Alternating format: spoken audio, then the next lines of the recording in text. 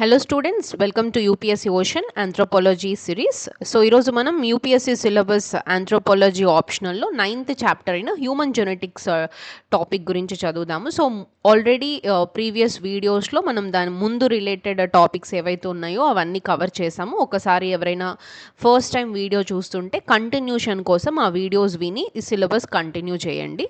So ఈరోజు మనం 9th chapter human genetics, దీని కింద మనకి cytogenetic analysis, twin study, cotwin method, foster child method, pedigree analysis, biochemical methods మరియు immunological methods and recombinant DNA technology, ఈ topics అనేవి మనకి హ్యూమన్ జెనెటిక్స్ 9th చాప్టర్ కింద ఉన్నాయి. సో మనం ఒక్కొక్కటి క్లియర్గా క్లాసెస్లో ఇన్ డెప్త్గా నేర్చుకుంటూ వెళ్దాము. సో ఈరోజు క్లాస్లో మనం సైటోజెనెటిక్ అనాలిసిస్ గురించి చూద్దాము. సో ఫస్ట్ ఈ టాపిక్ అనేది, ఈ సైటోజెనెటిక్ ఎనాలిసిస్ ఇదంతా కూడా స్టార్ట్ చేయకముందు, సో ఫస్ట్ మనకి హ్యూమన్ జెనెటిక్స్ అంటే ఏంటో తెలియాలి. సో ఇది స్టార్ట్ చేసే ముందు ఒక చిన్న క్వశ్చన్ అడుగుతాను. సో మీ ఐస్ కానీ, మీ స్కిన్ కలర్ కానీ, మీ హైట్ కానీ మీ మదర్లా ఉందా లేదంటే ఫాదర్లా ఉందా? మీ హెయిర్ టెక్స్చర్, మీ ఫేస్ షేప్, ఇవన్నీ మనకి ఎక్కడి నుంచి వచ్చినాయి? ఇంకొక క్వశ్చన్ కూడా, ఒక ఫ్యామిలీలో గ్రాండ్ ఫాదర్కో డయాబెటిక్స్ ఉందనుకోండి, గ్రాండ్ ఫాదర్ నుంచి ఫాదర్కి, తర్వాత ఇంకొన్ని సంవత్సరాలు తర్వాత సన్కి కూడా వచ్చింది. ఎందుకు? ర్యాండమ్గా జరిగిందా లేదా దాని వెనుక ఏదన్నా జెనెటిక్స్ కానీ ఇంకేదైనా పాత్ర అనేది ఉందా? రైట్, ఇది మనం generally everyday day to day లైఫ్లో మనం చూస్తూనే ఉంటాము. ఈ జెనెటికల్గా డిసీజెస్ వస్తున్నాయని, జీన్స్ అని, సో అచ్చం మీ మమ్మీలా ఉన్నారు, ఫాదర్లా ఉన్నారు, లేదా గ్రాండ్ ఫాదర్లా ఉన్నారు అని చెప్పి, సో ఇలాంటివి మనం జీన్స్ అనే పదాలు మనం వింటూనే ఉంటాం. అయితే అసలు ఈ హ్యూమన్ జెనెటిక్స్ అంటే ఏంటి అంటే, human genetics is the study of heredity and the variations in the human beings. So అంటే మనుషుల్లో యొక్క లక్షణాలని, డిసీజెస్ని, క్యారెక్టర్స్ని ఒక జనరేషన్ నుంచి ఇంకో జనరేషన్స్కి ఎలా వెళ్తున్నాయి, ఎందుకు డిఫరెన్సెస్ వస్తున్నాయి అనే దాన్ని స్టడీ చేయడాన్ని మనం హ్యూమన్ జెనెటిక్స్ అంటాం. ఓకే, సో ఇమాజిన్ మీ దగ్గర ఒక రెసిపీ బుక్ ఉందనుకోండి, ఒక cooking recipe book.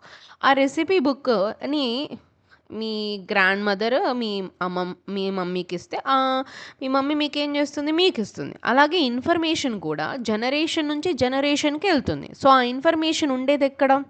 So similarly మన బాడీలో కూడా ఒక ఇన్ఫర్మేషన్ అనేది ఒక జనరేషన్ నుంచి ఇంకో జనరేషన్కి వెళ్తుంది. ఆ ఇన్ఫర్మేషన్ అనేది మనకి ఎక్కడ స్టోర్ అయి ఉంటుంది అంటే డిఎన్ఏ. ఓకే, సో ఆ ఇన్ఫర్మేషన్ మనకి ఇక్కడ చూసారా, DNA, this is the DNA. So ఈ డిఎన్ఏలో మనకి స్టోర్ అయి ఉంటుంది. సో డిఎన్ఏ ఉండేది ఎక్కడ? సో డిఎన్ఏ అనేది క్రోమోజోమ్స్లో ఉంటుంది. ఓకే, సో అందుకే హ్యూమన్ జెనెటిక్స్ చదవాలంటే మొదటగా మనం క్రోమోజోమ్స్ని అర్థం చేసుకోవాలి. సో క్రోమోజోమ్స్ని అర్థం చేసుకోవడానికి మనకి ఫస్ట్ మెథడ్ వచ్చేసి సైటోజెనెటిక్ అనాలిసిస్ మెథడ్. ఇప్పుడు ఈ సైటోజెనెటిక్ ఎవరైనా సరే, ఈ బయాలజీ కానీ ఈ పర్టికులర్ బ్యాక్గ్రౌండ్ లేని స్టూడెంట్స్ కూడా ఈ వర్డ్స్, ఇవన్నీ టెక్నికల్ వర్డ్స్, ఇవన్నీ చూసి భయపడాల్సిన అవసరం లేదు. మనం వెరీ బేసిక్ నుంచే క్లాసెస్ తీసుకెళ్తున్నాము. చూడండి, సైటో అంటే ఏంటంటే, Saito means cell, genetics means heredity. Okay, simple. First word break down చేసి దాని యొక్క మీనింగ్ని మనం అర్థం చేసుకుందాం. So Saito means cell, genetics means heredity. So the study of chromosomes inside the cell. So cell లోపల ఉన్న క్రోమోజోమ్స్ని చదవడాన్ని, దాన్ని అర్థం చేసుకోవడాన్ని మనం సైటోజెనెటిక్ అనాలిసిస్ అంటాం. సో ఇప్పుడు మన human body is made up of cell అని తెలుసు కదా. సో సెల్ ఉంది కదా, సెల్ లోపల న్యూక్లియస్ ఉంది. సో న్యూక్లియస్ లోపల మనకి క్రోమోజోమ్స్ ఉంటాయి. ఆ క్రోమోజోమ్స్ లోపల మనకి డిఎన్ఏ ఉంటుంది. ఓకే, సో ఇక్కడే మన జెనెటిక్ ఇన్ఫర్మేషన్ అంతా కూడా స్టోర్ అయి ఉంటుంది. ఆ జీన్స్ అనేది ఒక ఆర్గానిజం నుంచి ఇంకొక organism, that is one generation నుంచి ఇంకొక జనరేషన్కి ట్రాన్స్ఫర్ అవుతుంది. ఎయిదర్ క్యారెక్టరిస్టిక్స్ అవ్వచ్చు, అది ఫేస్, బాడీ షేప్, కలర్, ఏదైనా జనరల్ క్యారెక్టరిస్టిక్స్ కానీ, బాడీలో క్యారెక్టరిస్టిక్స్ కానీ, డిసీజెస్ కానీ ఏదైనా సరే ఇన్హెరిట్ అవుతుంది. That is called as genetics అని మనం చెప్పచ్చు. ఓకే, ఇక్కడ ఇది ఎగ్జాక్ట్ పిక్చర్ అనమాట. సో సెల్ నుంచి క్రోమోజోమ్స్ లోపల డిఎన్ఏ లోపల మనకి ఈ జీన్ అనేది ఉంటుంది. ఈ జెనెటిక్ ఇన్ఫర్మేషన్ అనేది స్టోర్ అయి ఉంటుంది. ఓకే, ఇమాజిన్ మీ బాడీ అనేది ఒక పెద్ద హ్యూజ్ లైబ్రరీ అనుకోండి. ఆ లైబ్రరీలో ఏంటి మిలియన్స్ ఆఫ్ రూమ్స్ ఉన్నాయి. ఆ రూమ్స్‌నే మనం సెల్స్ అంటాం. సో, ప్రతి రూమ్‌లో కూడా మనకు ఒక కబోర్డ్ ఉంటుంది కదా! అలానే ఆ కబోర్డ్‌లో బుక్స్ ఉంటాయి కదా! సేమ్ ఆ బుక్స్‌నే మనం క్రోమోజోమ్స్ అనుకోండి. ఆ బుక్స్ లోపల ఇన్ఫర్మేషన్ ఉంటుంది చూసారా? అదే సేమ్ క్రోమోజోమ్స్ లోపల మనకి జెనెటిక్ ఇన్ఫర్మేషన్ అనేది ఉంటుంది. ఇప్పుడు ఆ జెనెటిక్ ఇన్ఫర్మేషన్ అనేది ఫర్ ఎగ్జాంపుల్ ఒక బుక్‌లో పేజ్ గనుక మిస్ అయితే మనకి ఇన్ఫర్మేషన్ ఎలాగైతే రాంగ్ అవుతుందో, అలాగే క్రోమోజోమ్స్‌లో డిఫెక్ట్ అనేది వచ్చినా, ఏదైనా ఇన్ఫర్మేషన్ అనేది మిస్ అయినా ఇక్కడ కూడా డిసీజెస్ అనేవి వస్తాయి. ఓకే. సో, ఇక్కడ ఒకసారి డెఫినిషన్ చూద్దాము. So, the cytogenetic analysis is the study of chromosomes number, structure and the abnormalities used to diagnose the chromosomal disorders. ఈ క్రోమోజోమ్స్ లెవెల్స్‌లో వచ్చిన డిజార్డర్స్‌ని అర్థం చేసుకోవడానికి ఈ క్రోమోజోమ్ యొక్క నంబర్‌ని, క్రోమోజోమ్ యొక్క స్ట్రక్చర్‌ని, దాని లోపల వస్తున్న అబ్నార్మాలిటీస్‌ని చదవడాన్ని మనం సైటోజెనెటిక్ అనాలిసిస్ అంటాం. ఎందుకు మనం ఇది చదవాలి అంటే మెనీ డిసీజెస్ అనేవి ఈ క్రోమోజోమల్ అబ్నార్మాలిటీస్ వల్ల వస్తాయి.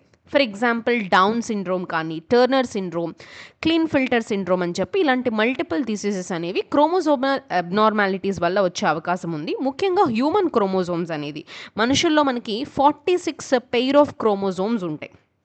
ఒకటి 23 పెయిర్స్ లో 22 పెయిర్స్‌ని మనం ఆటోజోమ్స్ అంటాం. 1 పెయిర్‌ని మనం సెక్స్ క్రోమోజోమ్స్ అంటాం. So, human body is made up of 46 chromosomes. ఈ 46ని మనం 23 పెయిర్స్ అంటే 2 పెయిర్స్ ఫార్మ్‌లో ఉంటాయి. 2 కలిసి ఉంటాయన్నమాట. ఆ 23 పెయిర్స్‌లో 22 పెయిర్స్‌ని మనం ఆటోజోమ్స్ అంటాం. Which are bodily chromosomes. 1 pair is called as sex chromosomes or allosomes అని కూడా మనం అంటాం. సో, ఇమాజిన్ మీ స్కూల్ గానీ లేదా మీ కాలేజ్ ఆర్ ఇంకా మీది ఏదైనా ఎడ్యుకేషన్ అటెండెన్స్ రిజిస్టర్ తీసుకున్నారనుకోండి. అందులో 46 స్టూడెంట్స్ ఉన్నారనుకోండి. వాళ్ళని మనం పేర్స్‌గా కూర్చోబెట్టాం. బెంచ్‌కి ఇద్దరిద్దరిని కూర్చోబెట్టామనుకోండి. 23 బెంచెస్ అయినాయి కదా! అలాగే క్రోమోజోమ్స్‌ని కూడా ఇక్కడ ఒక పేర్ ఫార్మ్‌లో కూర్చోబెడతారు. సో, ఒకసారి ఇక్కడ చూడండి పిక్చర్‌లో. సో, ఇట్లా పేర్స్‌గా మనకి క్రోమోజోమ్స్ ఉంటాయి. ఇవి మొత్తం 23 పేర్స్ ఉంటాయి. సో, 22 పేర్స్ వచ్చేసి మన బాడీ యొక్క ఇన్ఫర్మేషన్. మన బాడీ ఎలా క్రియేట్ అవ్వాలి, మన మన హెడ్ ఏంటి, హెడ్ షేప్ ఏంటి, సైజ్ ఏంటి, లెగ్స్ ఏంటి, కలర్ ఏంటి, ఇట్లా ఆల్ బాడీ గురించి, ఫినోటైప్ గురించి ఉంటే మనకు ఒక్క క్రోమోజోమ్ మట్టికి అది మేలా, ఫీమేలా అనేది డిసైడ్ చేస్తుంది. ఓకేనా? అయితే ఇప్పుడు సో, దిస్ ఈజ్ కేరియోటైపిక్. దీనిలో 2 మెథడ్స్ ఉన్నాయి. ఒకటి karyotypic analysis and chromosomal banding. So, ఒక్కొక్కటి చూద్దాము. అయితే ఈ క్యారియోటైప్ అనాలిసిస్ అంటే ఏంటంటే సైంటిస్ట్ క్రోమోజోమ్స్‌ని ఎలా స్టడీ చేస్తారు? అన్ని క్రోమోజోమ్స్‌ని మనకి బయటికి తీసి నీట్‌గా అరేంజ్ చేసి స్టడీ చేయడాన్ని మనం క్యారియోటైప్ అనాలిసిస్ అంటాం. సో, మన బాడీ లోపల బేసిక్‌గా క్రోమోజోమ్స్ లోపల మనకి క్రోమోజోమ్స్ ఉంటే, క్రోమోజోమ్స్ లోపల డీఎన్ఏ లోపల జీన్ ఉంటుంది గదా! సో, అయితే ఈ క్యారియోటైప్‌లో ఏంటంటే ఈ క్యారియోటైప్ మనం మరి చదవాలి, దీని గురించి అర్థం చేసుకోవాలి. అర్థం చేసుకోవాలి అంటే ఎలాగా? సో, వాటిని స్టడీ చేయాలి. సో, సైంటిస్ట్స్ అయినా, డాక్టర్స్ అయినా ఇవి చదవడానికి ఆ 23 పెయిర్స్ ఆఫ్ క్రోమోజోమ్స్ ఏవైతే ఉన్నాయో వాటన్నిటిని ఒక నీట్‌గా ఆర్గనైజ్ చేసి దీన్ని ఇలా ఒక పిక్చర్ ఫార్మాట్‌లో ఎలా అయితే పెడుతున్నామో దీన్నే మనం క్యారియోటైప్ అనాలిసిస్ దీన్ని యూజ్ చేయడాన్ని మనం క్యారియోటైప్ అనాలిసిస్ అంటాం. ఓకే. ఈ పిక్చర్ ఉంటుంది చూసారా? ఇలా ఈ డయాగ్రమాటిక్‌లో రిప్రజెంట్ చేసే ఆ పిక్చర్‌నే మనం ఈడియోగ్రామ్ అని కూడా అంటాం. సో, వద్దాం క్లియర్‌గా ఒకదాని తర్వాత ఒకటి చూద్దాం. ఫస్ట్ చూడండి. ఫర్ ఎగ్జాంపుల్ దీన్ని మీరు అర్థం చేసుకోవడానికి ఫర్ ఎగ్జాంపుల్ మీ ఇంట్లో మీరు ఒక కబోర్డ్‌ని క్లీన్ చేస్తున్నారనుకోండి. బుక్స్ అన్నీ బయటికి తీసి సైజ్ ప్రకారం అరేంజ్ చేస్తారు కదా! స్మాల్ బుక్స్ ఒకవైపు, పెద్ద పెద్ద బుక్స్ అన్నీ ఒకవైపు. అలాగే సైంటిస్ట్ కూడా క్రోమోజోమ్స్‌ని అరేంజ్ చేసుకొని చదువుతారు. సో, ఇక్కడ కేరియోటైప్ అంటే ఏంటంటే it is a systematic arrangement of chromosomes according to the size, shape and centromere పొజిషన్‌ని బట్టి మనం కేరియోటైప్ అనాలిసిస్ అంటాం. సో, క్యారియోటైప్ అనాలిసిస్ ఎందుకు ఇంపార్టెంట్ అంటే ఈ క్రోమోజోమ్స్‌లో ఏమన్నా న్యూమరికల్ అబ్నార్మాలిటీస్ ఉన్నాయా, స్ట్రక్చరల్ అబ్నార్మాలిటీస్ ఉన్నాయా, వీటిని మనం అర్థం చేసుకోవడానికి క్యారియోటైప్ అనాలిసిస్ అనేది ఇంపార్టెంట్. ఓకే. ఇందులో మనకి ట్రైజోమీ, మోనోజోమీ, డౌన్ సిండ్రోమ్ అని చెప్పి డిఫరెంట్ టర్మ్స్ వస్తాయి. సో, ట్రైజోమీ అంటే ఏంటంటే నార్మల్లీ క్రోమోజోమ్స్ పేర్స్‌లో 2 క్రోమోజోమ్స్ ఉంటాయి పేర్ ఫార్మాట్‌లో. అంతే కదా! ఇక్కడ చూసారా? అన్నీ కూడా 2 జతల్లా ఉన్నాయి కదా క్రోమోజోమ్స్. అలా కాకుండా ట్రైజోమీ నేమ్లోనే ఉంది చూడండి, ట్రై మీన్స్ 3. ఒకవేళ ఎక్కడైనా సరే ఇప్పుడు ఫర్ ఎగ్జాంపుల్ ఇక్కడ 3 ఇలా ఉన్నాయనుకోండి, 2 ఉండాల్సిన ప్లేస్లో 3 క్రోమోజోమ్స్ ఉన్నాయనుకోండి, దాన్ని మనం ట్రైజోమీ అంటాం. ఇక్కడ ఏంటంటే క్రోమోజోమ్స్లో ఒకటి ఎక్స్ట్రా ఉన్నా, ఒకటి తక్కువగా ఉన్నా, దాని షేప్ ఏదన్నా మారినా, కొంచెం విరిగిపోయినా, వాటి వల్ల మనకి జెనెటికల్లీ చాలా డిసీజెస్ వస్తాయి. కొంతమంది బేబీస్ని మనం చూస్తూ ఉంటాము, చాలా డిఫరెంట్గా ఉంటారు బికాస్ ఆఫ్ జెనెటికల్ డిసీజెస్ చూస్తాం కదా.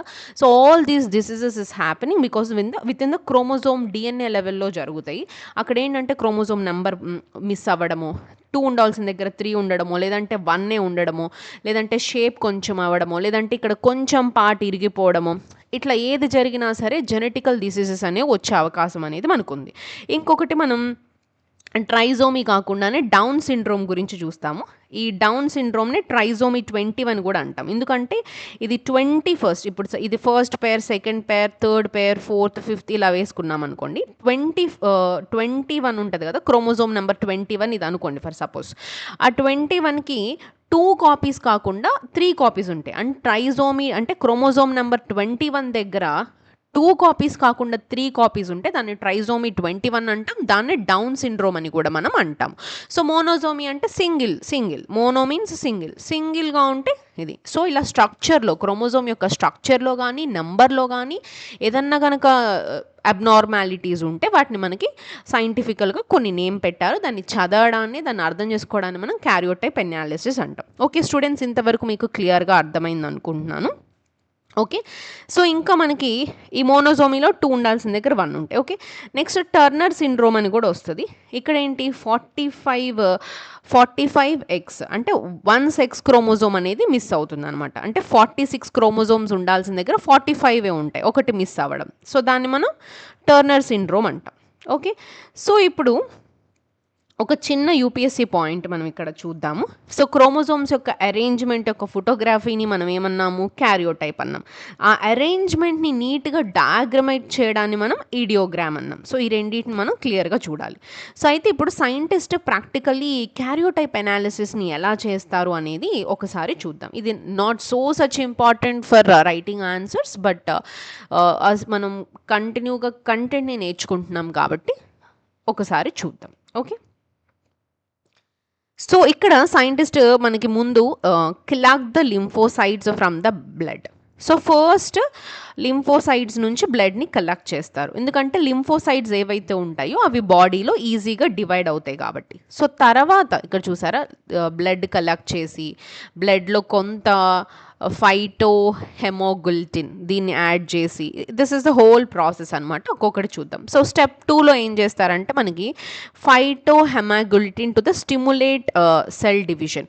ఈ ఫైటో హెమాగుల్టిన్ అనే దాన్ని సెల్ డివిజన్ని స్టిమ్యులేట్ చేస్తుంది కాబట్టి స్టెప్ 2లో అది యాడ్ చేయడం జరుగుతుంది. లైక్ అది యాడ్ చేసిన తర్వాత సెల్ డివిజన్ అనేది స్టార్ట్ అవుతుంది. తర్వాత స్టెప్ 3లో మనకి ఇక్కడ కొలాచిన్, ఇది సెల్స్ని మెటాఫేజ్లో స్టాప్ చేస్తుంది. సో ఈ కొలాచిన్ని అరెస్ట్ చేస్తారు. తర్వాత ఈ మెటాఫేజ్ అనేది ఎందుకు ఇంపార్టెంట్ అంటే మెటాఫేజ్లో మనకి జనరల్లీ క్రోమోజోమ్స్ అనేవి ఏవైతే ఉన్నాయో మనకి క్లియర్గా విజిబుల్ అవుతాయి. సో అందుకని చెప్పి మెటాఫేజ్లో దీన్ని స్టాప్ చేయడానికి ఇక్కడ ఈ కొలాచిన్ అనే దాన్ని యూజ్ చేయడం జరుగుతుంది. ఓకే, ఫర్ సపోజ్ మీరు ఒక రన్నింగ్ రేస్లో ఫోటో తీయాలనుకోండి, ప్లేయర్స్ పరిగెత్తుతుంటే ఫోటో ఎలా ఉంటుంది, బ్లర్గా ఉంటుంది కదా. అందరినీ ఒక దగ్గర నిలబెట్టి ఒక ఫోటో తీస్తే అందరు కరెక్ట్గా కనిపిస్తారు. అలానే సేమ్ అందులో ఒక కొలాచిన్ కూడా ఏంటంటే క్రోమోజోమ్స్ని ఒక మెటాఫేజ్లో స్టాప్ చేసి దాని పిక్చరైజేషన్ని ఇస్తుంది అనమాట. తర్వాత దీనికి హైపోటోనిక్ సొల్యూషన్ని యాడ్ చేస్తారు. సెల్స్ అనేవి స్వెల్ అవుతాయి.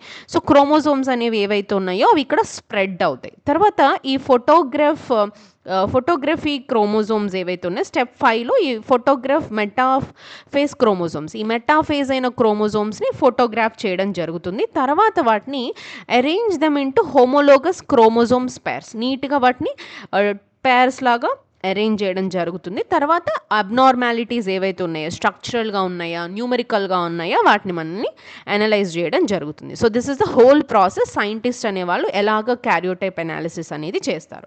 So first add they take the blood, then they add hemoglobin, and then they add collagen for the metaphase. Once they got into hypotonic solutions, they become swell. So then they make into a picturization and arranging them, and then they analyze for the abnormalities. Okay, so ఇప్పుడు ఈ chromosomal banding techniques గురించి చూద్దాము. So ఇప్పుడు ఒక problem అనమాట. అన్ని chromosomes అనేవి almost సేమ్గా కనిపిస్తాయి. మరి సైంటిస్ట్ ఎలా ఐడెంటిఫై చేస్తారు అనే దానికి బ్యాండింగ్ టెక్నిక్స్ అనేవి వచ్చినాయి అనమాట. ఫర్ ఎగ్జాంపుల్, మీరు జీబ్రాని దూరం నుంచి చూస్తే అది కూడా మనకి ఎలాగ ఒక హార్స్ లానే కనిపిస్తుంది. దగ్గరకు వచ్చి చూసామంటే మనకి బ్లాక్ అండ్ వైట్ స్ట్రిప్స్ అనేవి కనిపిస్తాయి. సో ఆ స్ట్రిప్స్ వల్ల మనం ఇది జీబ్రా లేదంటే ఇది హార్స్ అని చెప్పగలుగుతున్నాం, రైట్? సో క్రోమోజోమ్స్కి కూడా ఒక స్పెషల్ స్ట్రిప్స్ ఉంటాయి అనమాట. సో వాటిని మనం ఏమంటాము అంటే బ్యాండ్స్ అంటాం. Okay, the special staining methods that produce this dark and light bands on the chromosomes are called banding, or for finding this we use banding techniques. వాటిని మనం క్రోమోజోమల్ బ్యాండింగ్ టెక్నిక్స్ అంటాం. అయితే అసలు ఇక్కడ బ్యాండింగ్ అంటే ఏంటంటే ఈ క్రోమోజోమ్స్ని ఐడెంటిఫై చేయడానికి, అబ్నార్మాలిటీస్ని డిటెక్ట్ చేయడానికి, జెనెటిక్ వేరియేషన్స్ని స్టడీ చేయడానికి మనం బ్యాండింగ్ అనేది యూజ్ చేస్తాం.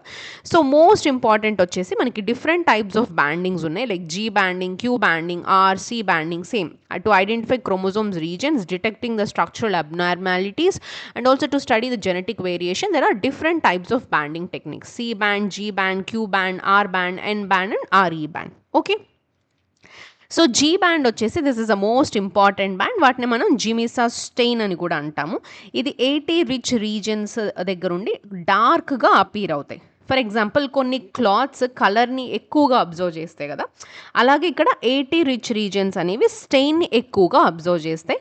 ముఖ్యంగా డౌన్ సిండ్రోమ్ని ఐడెంటిఫై చేయడానికి డిలీషన్స్, ట్రాన్స్లొకేషన్స్ ఆఫ్ క్రోమోజోమ్స్కి యూజ్ చేస్తారు. ఓకే, నెక్స్ట్ వచ్చేసి మనకి ఒక్కొక్కటి చూద్దాం. సి బ్యాండ్ వచ్చేసి సెంటిమోరిక్ హెట్రోక్రోమాటిన్ అని కూడా అంటాము. ఇది కూడా స్టెయిన్ ఇస్తుంది. అండ్ క్యూ బ్యాండ్ వచ్చేసి దీన్ని క్యూనెరిక్రైన్ ఫ్లోరోసిన్ అంటాము. ఇది యూవీ లైట్లో మనకి ఫ్లోరోసిన్ ఇస్తుంది. సో గ్లో స్టిక్కర్స్ గుర్తున్నాయా మనకి చిన్నప్పుడు? ఇట్లా కలర్ వస్తాయి, లైట్ ఆఫ్ చేసిన తర్వాత గ్లో అవుతాయి. సిమిలర్లీ క్యూ బ్యాండింగ్ అనమాట, అంటే క్రోమోజోమ్స్ మనకి ఇప్పుడు 46 పేర్స్ ఆఫ్ క్రోమోజోమ్స్ ఉన్నాయి కదా, వాటిని ఐడెంటిఫై చేయడానికి ఒక్కొక్క క్రోమోజోమ్ మీద మనకు ఒక్కొక్క బ్యాండింగ్ కలర్ అనేదో లేదా ఏదో ఒక స్పెషల్ దాన్ని ఉంటాయన్నమాట. సో దాన్ని బట్టి మనకి సైంటిస్ట్ అనేవి యూజ్ చేస్తారు. సో ఈవెన్ ఆర్ బ్యాండింగ్లో కూడా ఆర్ బ్యాండింగ్ వచ్చేసి this is a reverse of G banding. Okay, and N బ్యాండింగ్ని మనం న్యూక్లియర్ ఆర్గనైజర్ రీజన్స్ కింద మనం చెప్తాం. So G band, Q band, C band and R band. So even R band is the reverse of G band. N band is a nuclear organizer regions, and RE band is produced using restriction enzymes. Okay. So ఇప్పటి వరకు మనం chromosomes study మొత్తాన్ని చూసాము. So ఇక్కడ ఒకసారి దానికంటే ముందు ఒకసారి చూద్దాం. ఇది క్రోమోజోమ్ అనమాట. సో క్రోమోజోమ్లో మిడిల్ పార్ట్ ఏదైతే ఉందో దాన్ని మనం సెంటిమోర్ అంటాం, పైన రెండింటిని టెలిమోర్ అంటాం. సో ఈ 2 స్ట్రాండ్స్ ఉంటాయి కదా, వీటిని మనం సిస్టర్ క్రోమాటిడ్ అంటాం. ఇదొక క్రోమోజోమ్ యొక్క పిక్చర్. ఈ క్రోమోజోమ్ని కనుక మనం విడిదీస్తే ఇట్లా బండిల్ ఇలా ఉంటుంది. సో దీనిలో ఒక చిన్న పార్ట్ మనం డిఎన్ఏ అంటాం. ఆ డిఎన్ఏ లోపల మనకి జీన్ అనేది ఉంటుంది. సింగిల్ క్రోమోజోమ్ చూస్తే షార్ట్గా ఉన్నదాన్ని షార్ట్ ఆమ్ని పియామ్ అంటాం, మధ్యలో ఉన్నదాన్ని మనం సెంటిమోర్ అంటాం. So long one is called as q arm. ఇది క్రోమోజోమ్లో ఇది ఒక సైడ్ బ్యాండ్ ఉంది చూసారా, ఆ బ్యాండ్ యొక్క సింగిల్ రిప్రజెంటేషన్. ఓకే, సో ఈ పిక్చర్స్ కూడా మనం ఆన్సర్స్ రాసేటప్పుడు యూజ్ చేస్తే మనం క్రోమోజోమ్ వేయడం, ఇందాక ఇక్కడ పిక్చరైజేషన్ చూసారా. సో క్రోమోజోమ్ అనేది ఏంటి, హ్యూమన్ జెనెటిక్స్లో ఈ సెల్ నుంచి క్రోమోజోమ్ నుంచి డిఎన్ఏ, ఈ పిక్చర్స్ లాంటివి కూడా మనం ఆన్సర్స్ రాసేటప్పుడు కనుక వేస్తే మనకి మంచి మార్క్స్ రావడానికి ఉపయోగపడుతుంది. సో అయితే మీకు ఒక క్వశ్చన్, మీకు ఒక బిగ్ క్వశ్చన్ అనేది ఇంకా మిగిలిపోయింది. సో మన క్యారెక్టర్స్ అనేవి జీన్స్ వల్ల వస్తాయా లేకపోతే ఎన్విరాన్మెంట్ వల్ల వస్తాయా? అంటే ఇప్పుడు వాళ్ళ ఫాదరో మదరో లేదంటే జీన్స్ నుంచి బాడీలీ క్యారెక్టర్స్ వస్తాయా, లేదంటే వాడు ఇక్కడ ఇండియాలో పెరగడం వల్ల ఇలా ఉన్నాడా, ఫారిన్ కంట్రీలో పెరగడం వల్ల ఆ ఎన్విరాన్మెంట్ వల్ల అలా ఉన్నాడా? సో జీన్స్ అనేవి క్యారెక్టర్స్ వల్ల వస్తాయా ఎన్విరాన్మెంట్ వల్ల వస్తాయా అనే దానికి మీ ఆన్సర్ అనేది కామెంట్ చేయండి. సో ఈ క్వశ్చన్కి ఆన్సర్ అనేది మనం నెక్స్ట్ క్లాస్లో చూద్దాం. ఓకేనా? So hope you like this class. So please subscribe to the channel. So subscribe చేసి మంచిగా లైక్ చేసి ఎవరైతే యూపీఎస్సీ ఆస్పిరెంట్స్ ఉన్నారో who are especially anthropology optional చదవాలనుకున్న వాళ్ళకి ఈ వీడియోస్ అనేవి యూస్ఫుల్ అవుతాయి. ఇంకా మన ఛానల్లో ఆంథ్రోపాలజీనే కాకుండా ఇంకా మల్టిపుల్ వీడియోస్ కూడా మనం చేశాము. So please check the channel once and please subscribe and share it with the UPSC aspirants so that నాకు అది మోటివేషన్లో ఉంటుంది మీ ముందుకి ఇంకా మంచి వీడియోస్ని తీసుకురావడానికి. ఓకే, సో ప్లీజ్ కామెంట్ ఇందాక అడిగిన క్వశ్చన్కి. సో మళ్ళీ నెక్స్ట్ క్లాస్లో మనం ఆ క్వశ్చన్ యొక్క ఆన్సర్తో కలుద్దాం. ఓకేనా? Thank you. All the best.